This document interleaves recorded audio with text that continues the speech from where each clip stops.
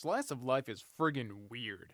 As a celebration of the 100th episode of this series, it's clearly a love letter to the community of dedicated fans that invested so much love and attention to the series, immortalizing much of their fan interpretations into canon. How does it do that? By removing the main six from the happenings of almost the entire episode, passing the baton to the legion of minor and background characters that have been as of yet unexplored in the show itself, many of which have become fan favorites.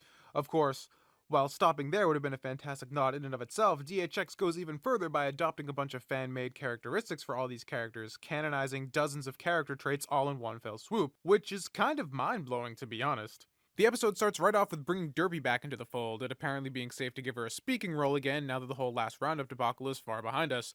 We then get a surprisingly large amount of screen time dedicated to Dr. Hooves, a couple of scenes from Lyra and Bon Bon, canonizing their friendship, and finally giving us an excuse for the name Sweetie Drops, thank God. Stephen Magnus makes a return and apparently knows Cranky. Octavia and Vinyl are roommates living together in Ponyville, which is kind of weird considering Tavi is mainly seen in Counterlot.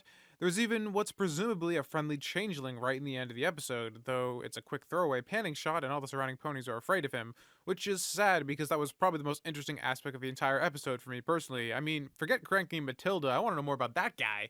This entire episode is crafted as a massive thank you to the community that has kept the show alive by giving the fandom's creativity unquestionable representation in the show itself. If you're a hardcore participant in the fandom and you love the lore the community has given to these characters, this is almost certainly one of your favorite episodes. And yet, in the desire to shoehorn as many fan favorites into the spotlight as possible, we get something of a blender in terms of plot and progression. Sure, there's the loose thread of Cranky and Matilda's wedding that binds it all together, but if you're a stickler for story, so many of these characters and scenarios are introduced with asinine explanations. A lot of these characters are charming enough in the fandom light, but when presented in the canon, it just seems a bit jarring. Ridiculous, even. It's a difficult sensation to really pin down with words accurately. Perhaps it's just due to the ludicrous nature of some of the framing devices rather than the characters themselves. Some of the bits work a lot better than others. The banter with the princesses at the tail end of the episode are great. Derpy has already been seen in the show before, and her character fits well within the world, so she was pretty fine. Agent Sweetie Drops was a bit of a stretch, but I suppose it worked. Sweetie Belle's fourth wall break concerning the runtime was hilarious, and Gummy delivered one of the best lines in the entire show. But then there are just total head scratchers, like why do we bring back the Big Lebowski background characters of all things, and why are they bowling with a doctor? And then actually saying man does kind of break the cardinal rule of this entire show of acknowledging humans.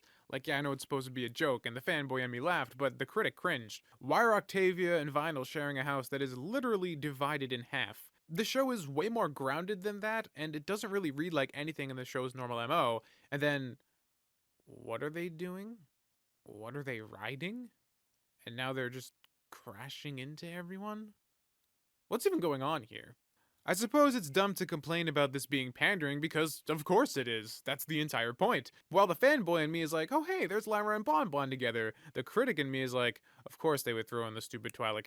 Or, Lyra and Bon Bon sure seem to be really good friends, don't they? It just feels like instead of crafting a really interesting story that could weave these characters together in a sensible manner, we instead zoom all around town so Larson can throw every fan favorite in front of the camera until all the fanboys are rock hard and frothing. Nothing else mattered. And let's be honest, it was done on purpose. When your focal point of an episode is two donkeys getting married while the main cast is busy fighting the cross between a bee and a panda bear, you're clearly aware of all the ass kissing you're writing and your blatant pandering to the audience. At the end of the day, though, you absolutely have to respect the DHX staff for giving their milestone episode up to the audience. The level of back and forth between the staff and the fandom of this show is kind of unprecedented. As a nod to the most hardcore fans, it's an unmitigated success.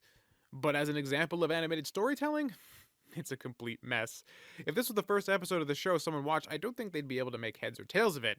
Everything moves at a ridiculously fast pace, and nothing is really ever explained or grounded, and it doesn't really feel anything like the show proper. But the goal here wasn't to tell a story, was it? It was to say thank you. So, Slice of Life is an episode that will either appeal or repulse you entirely on how you choose to approach it. Are you a person who is a diehard MLP fan, who loves the fandom characters, has plushies and figures and reads fanfics? This is it. This is the episode you've been waiting for. If you're someone like me, though, and while they can appreciate those aspects, comes to the show to enjoy a good story, you're going to be a bit more torn. While I can appreciate a nice bit of fan service much of the next guy, I can't help but feel this episode really beats you over the head with crowd pleasing, which would be fine, but it's at the expense of literally everything else that usually goes into a strong outing of this show, and that eliminates most of what I enjoy about this series. Without strong writing, characterization, or significant conflict, I just feel like I'm looking at the front page of Equestria Daily, and while that's enjoyable, it's for entirely different reasons that I'd normally enjoy an episode. Judging slice of life on that scale, though, seems a bit disingenuous because it was clearly never designed to do that, or even to be that. I feel like I'm going back and forth here, so I'm just gonna come out and say it. No, I'm not a huge fan of slice of life. It didn't do much for me. But that being said, I can absolutely understand why people fell in love with this episode, and I don't think anyone is wrong for liking it. It has a bunch of great bits that I can appreciate, and while I wish it congealed to a more cohesive whole, not everyone will care about that. And that's fine. This was for you guys the entire time anyway. Watch it, enjoy it. That's what it's there for. Until next time, I'm Tommy Oliver. Stay curious.